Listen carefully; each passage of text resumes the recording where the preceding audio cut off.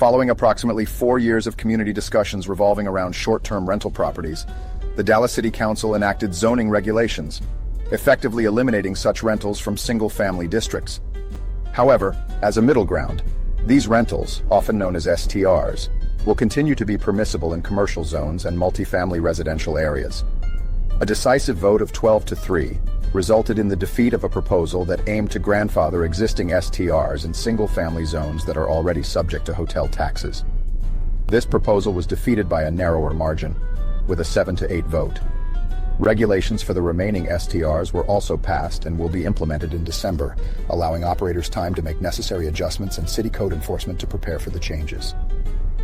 The decision drew a fervent and divided crowd to Dallas City Hall on Wednesday, with attendees hoping for a favorable outcome for their respective sides. 60 individuals, registered to voice their viewpoints during the public hearing, packed the public speakers list.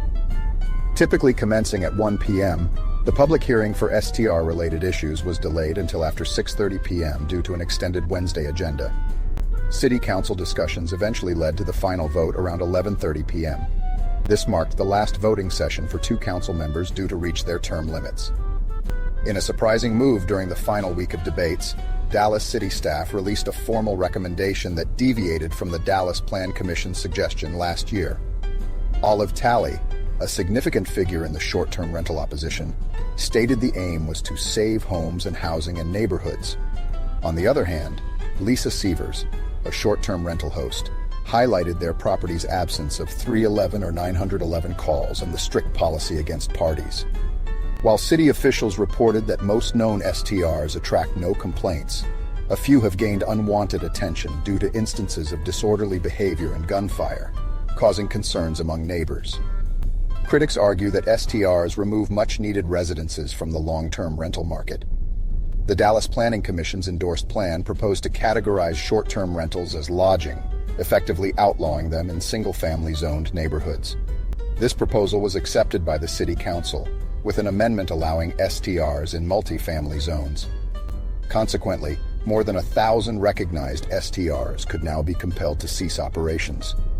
Talley remarked, "We are saying we don't want lodging businesses, hotels, to be operating in areas that are zoned for residential purposes."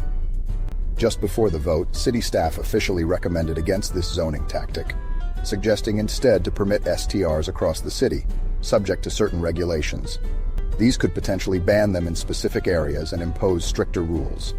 An annual fee of $248 per short-term rental is to be introduced, intended to support additional code enforcement, which previously was unavailable for STR-related issues.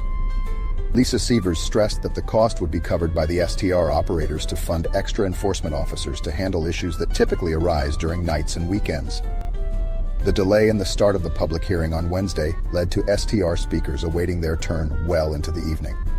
The registration fees, though still collected from the remaining STRs and the newly enacted regulations, will generate less enforcement revenue due to the reduced number of STRs.